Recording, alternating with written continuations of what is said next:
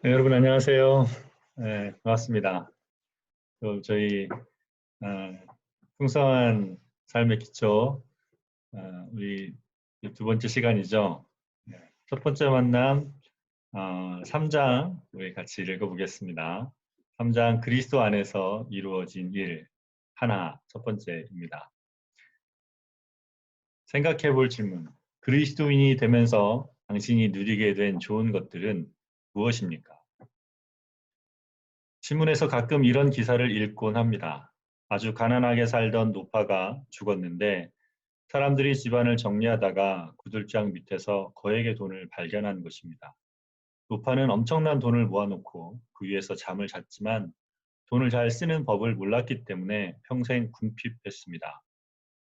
모아놓은 것에 만족할 뿐 그것을 쓰지 못하고 누리지 못했습니다. 이 노파가 꼭 우리 그리스도인들의 모습 같습니다. 그리스도인들도 이 노파처럼 엄청난 혜택과 축복을 받았지만 그것을 꺼내 쓰지 않고 있습니다. 뭐가 있는지조차 모르는 사람들도 있습니다. 엄청나게 많은 돈을 모아놓고도 진정 자기의 것으로 누리지 못했던 노파처럼 우리 그리스도인들도 그런 모습으로 살고 있는 것 같습니다. 우리가 예수님을 믿을 때 하나님은 엄청난 축복을 주십니다. 그러나 쓰지 않고 쌓아놓으면 그것은 이론에 불과할 뿐입니다. 그리스도인들의 삶이 매력적이지도 풍성하지도 않고 그리스도인 공동체의 모습을 보면서 저렇다면 하나님이 있을 리가 없어 라는 생각이 드는 것도 하나님이 주신 축복을 사용하고 있지 않기 때문입니다. 여기서 저는 우리가 예수님을 믿어 그리스도 안에 있게 되었다면, 예수님께 속하여 그분의 것이 되었다면 그로 인해 우리에게 일어난 엄청난 일은 과연 무엇인지를 나누려고 합니다. 이 영적인 축복을 끊임없이 발굴하고 탐험해 나가는 것이 그리스도인의 삶이라 할 수 있습니다. 세 가지 축복 중에 먼저 두 가지를 이야기하겠습니다. 그리스도 안에서 이루어진 일 하나, 하나님이 그리스도 안에서 나를 받아들이셨다. 첫 번째 축복은 하나님이 그리스도 안에서 나를 받아들이셨다는 것입니다. 그리스도께서 우리를 위해 죽으셔서 우리 죄의 대가를 지불하셨기 때문에 우리는 전혀 다른 존재가 되었습니다. 요한복음 1장 12절에 나오는 것처럼 우리는 하나님의 자녀가 되었습니다. 그러나 그를 맞아들이는 사람들, 곧 그 이름을 믿는 사람들에게는 하나님의 자녀가 되는 특권을 주셨다. 그 이름을 믿는 사람이란 예수님의 인격과 사역, 즉 그분이 어떤 분이시고 우리를 위해 하신 일이 무엇인지를 진심으로 받아들이고 그분을 따르는 사람을 말합니다. 이들은 하나님의 자녀가 됩니다. 이것이 바로 엄청난 특권입니다. 로마서 8장 15절은 이것을 입양되었다고 표현하고 있습니다. 여러분은 또다시 두려움에 빠뜨리는 종살이의 영을 받은 것이 아니라 자녀로 삼으시는 영을 받았습니다. 그래서 우리는 그 영으로 하나님을 아빠, 아버지라고 부릅니다. 자녀로 삼으시는 영을 다르게 표현하면 입양해 주시는 영이라고 할 수 있습니다. 우리는 입양되어 하나님을 아빠라고 부르게 되었습니다. 우리는 원래 그와 같은 존재였습니다. 그런데 하나님이 그와 같은 우리를 입양하셨습니다. 그냥 입양하신 것이 아니라 아주 모진 대가를 지불하시고 우리 아버지가 되셨습니다. 물론 우리 가운데는 아버지에 대한 부정적인 이미지 때문에 하나님을 아버지라 부르는데 어려움이 있는 이들이 있습니다. 그러나 성경에 나오는 아버지는 자신의 모든 것을 희생해서 우리를 되살리신 자상하고 사랑이 넘치는 아버지이십니다. 저도 제 아이들을 바라볼 때면 지금도 심장이 뛰는 것 같습니다. 만화 영화에 나오는 장면처럼 심장이 나왔다가 들어갔다 하는 것 같습니다. 그런데 저희 집 셋째는 입양한 아이인데 이 아이는 조금 달랐습니다. 지금은 시간이 많이 지나서 자연스럽게 사랑이 흘러나오지만 처음부터 그렇지는 않았습니다. 첫째와 둘째한테는 사랑하는 감정이 심장에서 자동으로 흘러나오는데 셋째 아이한테는 처음에는 그렇지 않았습니다. 사랑해야겠다는 결심을 해야 했습니다. 생후 14개월 된 이 아이가 우리 집에 온 첫날 밤이었습니다. 14개월 된 아이가 갑자기 새로운 환경에 왔으니 저희가 아무리 잘해줘도 불안했던 것 같습니다. 옆에 누이고 재우려는데 아이가 잠도 잘 자지 못하고 계속 울면서 자꾸 쿨럭거리는 게 토하려 하는 것 같았습니다. 얼른 아이를 일으켜 세우려 했지만 이미 늦어버렸습니다. 입에서 나온 내용물이 공중으로 솟구쳤다가 저한테로 우두둑 떨어졌습니다. 바로 화장실로 데리고 갔습니다. 견디기 힘든 냄새가 났습니다. 저부터 옷을 벗고 대강 씻고 나서 아이를 씻기려고 하는데 아직 채 씻기지도 않은 아이가 울면서 제게 팔을 벌리고 걸어오고 있었습니다. 그런데 순간 제가 멈칫했습니다. 너무 더럽고 냄새가 심했기 때문입니다. 하지만 잠시 멈칫했던 저는 아이를 안았습니다.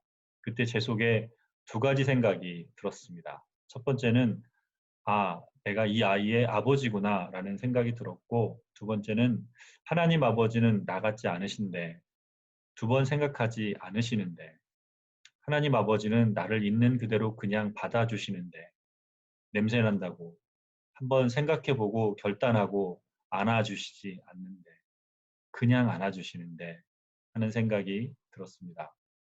하나님은 우리가 냄새나고 지저분하고 실패하고 형편없이 살아도 두 번 생각하지 않으시고 우리를 그냥 안아주십니다. 그냥 받아주십니다. 이것은 완전한 용납입니다. 이 사실을 깨달으면 세상에 두려울 것이 없습니다.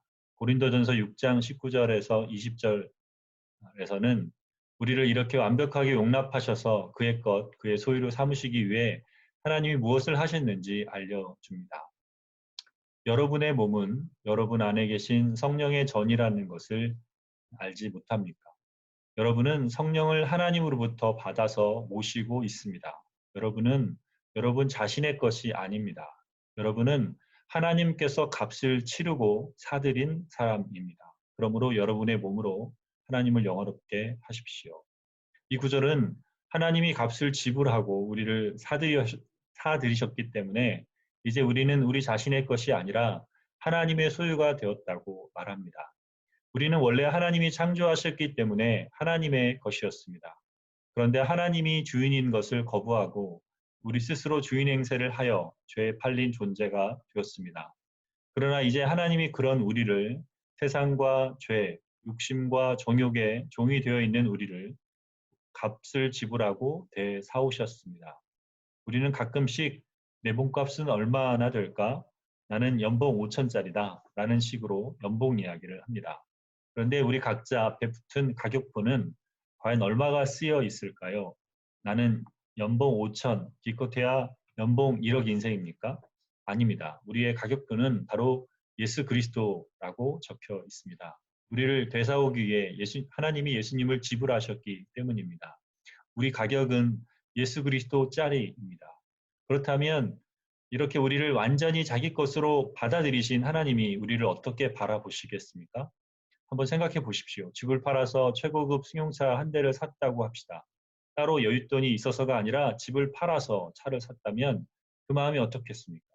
밖에 나가서 일을 하고 있을 때도 그 차 누가 건드리면 안 되는데 하는 생각이 들고 밤에도 차 주변에 텐트를 치고서 차를 지키지 않겠습니까? 가장 소중한 것, 우리가 가진 것을 다 팔아 산 물건이 있다면 우리는 거기서 눈을 떼지 못할 것입니다.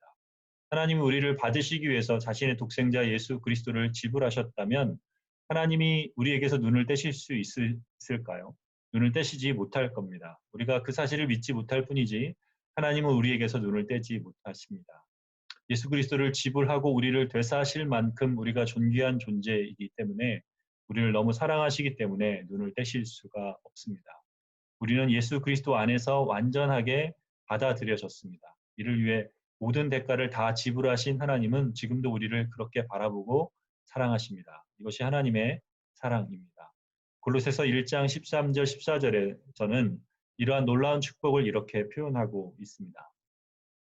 아버지께서 우리를 암흑의 권세에서 건져내셔서 자기의 사랑하는 아들의 나라로 옮기셨습니다. 우리는 그 아들 안에서 구속 곧 죄사함을 받았습니다. 이 구절은 우리가 그 아들 안에서 죄사함을 받았다고 표현합니다. 받을 것이다가 아니라 받았다입니다. 즉 이는 과거에 이루어진 일입니다. 우리는 죄사함을 받아 아버지의 품에 들어가게 되었습니다. 우리의 하늘 아버지는 우리가 더러운 모습이어도 그리스도의 보혈로 우리를 용서하시고 우리를 그대로 받아주셨습니다. 더군다나 이 본문은 우리가 그리스도 안에 있게 된 것 14절과 그의 사랑하는 아들의 나라로 옮겨진 것 13절은 같은 것이라고 암시합니다. 우리가 그의 아들의 나라, 곧 하나님 나라에 들어가게 되어 이제 하나님의 완전한 용납을 경험하고 그분의 선하신 다스림 안에 들어갔음을 보여주는 구절입니다. 그렇습니다. 우리는 그에게 완전히 용납되어 그리스도 안에 있고 또 하나님 나라에 속하게 되었습니다. 그리스도 안에서 이루어진 일, 둘. 나는 그리스도 안에서 특별한 존재다. 두 번째 축복은 나는 그리스도 안에서 특별한 존재라는 것입니다. 우리는 사실 별 볼 일 없는 존재입니다. 그러나 우리는 예수님과 특별한 관계를 맺었기 때문에 더 이상 평범한 사람일 수 없게 되었습니다. 하나님은 우리 각자에게 특별한 의미를 부여하셨고 그 의미 때문에 우리 한 사람 한 사람은 모두 다 특별한 존재입니다. 요한복음 15장 5절은 이렇게 말합니다. 나는 포도나무요 너희는 가지다. 사람이 내 안에 머물러 있고 내가 그 안에 머물러 있으면 그는 많은 열매를 맺는다. 너희는 나를 떠나서는 아무것도 할 수 없다. 원래 우리는 그저 나무 가지 같은 별 볼 없는 존재였습니다. 우리는 별 의미 없는 가지에 불과한데 포도나무에 붙은 존재가 되었기에 연약하게 보이는 가지에서 포도 열매가 맺힙니다. 가지 혼자서는 열매를 맺을 수 없지만 포도나무에 붙어서 특별한 존재가 되었습니다. 우리의 수액도 아니고 우리의 영양분도 아닙니다. 뿌리에서 공급해 주는 수액과 영양분으로 열매를 맺습니다. 마찬가지로 원래 우리는 지혜도 명철도 용기도 순수함도 없었지만 예수 그리스도를 통해서 지혜와 명철과 용기와 순수함을 얻습니다.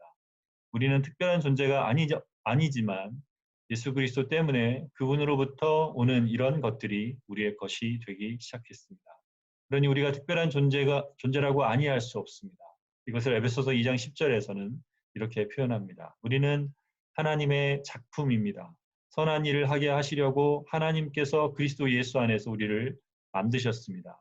하나님께서 이렇게 미리 준비하신 것은 우리가 선한 일을 하며 살아가게 하시려는 것입니다.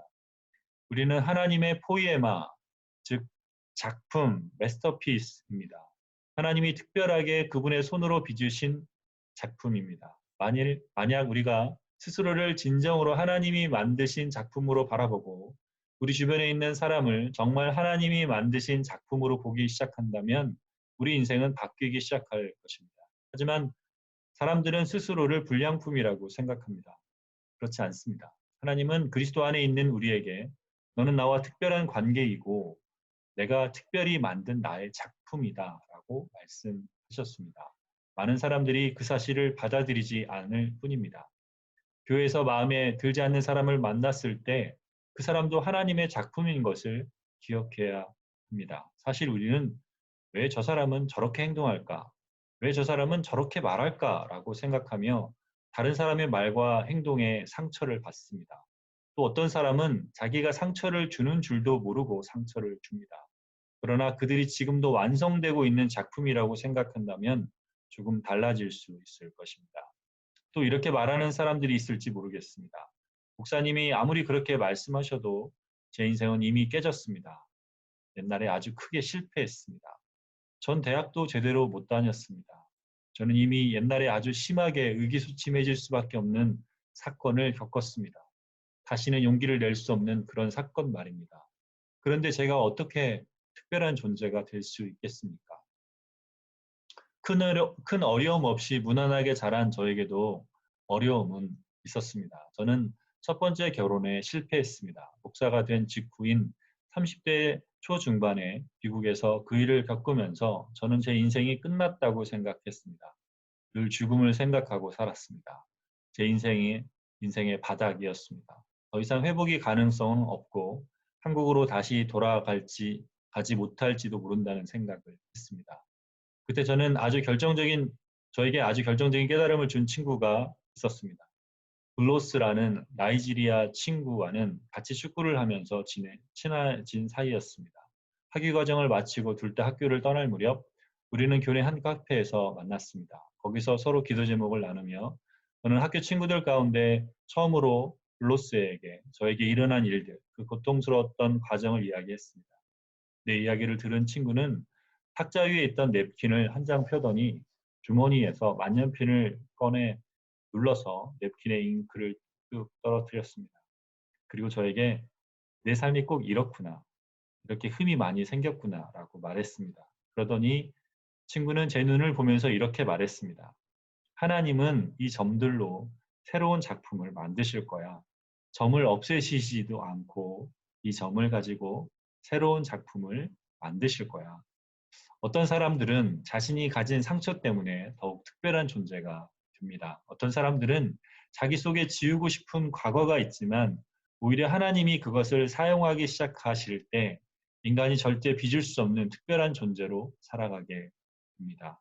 이것이 하나님이 하시는 바로 거장들이 하는 방법입니다. 깨진 인생, 회복하기 힘들어 보이는 인생을 하나님이 만지십니다. 하나님이 고치십니다. 하나님이 놀랍게 회복하십니다. 우리는 그리스도 안에서 특별한 존재입니다. 그 사실을 알았던 사도 바울은 빌립보서 4장 13절에 이렇게 고백합니다. 나에게 능력을 주시는 자 안에서 내가 모든 것을 할 수 있습니다. 사도 바울에게는 어떤 과거가 있었습니까? 우리는 그것을 작은 일로 여길지 모르지만 사도 바울에게는 예수님을 핍박했던 과거가 있었습니다. 그는 많은 그리스도인들을 핍박했고 그의 손에 사람들이 죽기도 했습니다. 그러나 하나님은 그를 기독교 교회 역사상 없어서는 안 될 존재로 바꾸셨습니다. 사도 바울은 다른 곳에서 이렇게 고백합니다. 나는 핍박자요 해방자였지만 하나님이 나를 불쌍히 여기셔서 나를 일꾼으로 삼아 주셨습니다. 참고 디모데전서 1장 12절에서 13절. 더군다나 바울은 이 편지를 쓰고 있는 현재 감옥에 갇혀 있습니다. 그는 매여 있는 상태였지만 그가 현재 겪고 있는 어떤 상황도 나에게 능력을 주시는 자 안에서 문제가 되지 않았습니다. 그는 하나님께 특별한 존재였기 때문입니다.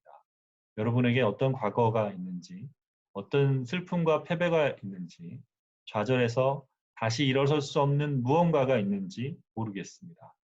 현재 어떤 어려움 속에 있는지 저는 모릅니다. 그러나 예수님은 과거가 됐든 현재가 됐든 그 어떤 그런 어려움과 아픔들로 작품을 만드시는 분이십니다. 우리가 그리스도 안에서 특별한 존재임을 기억하십시오.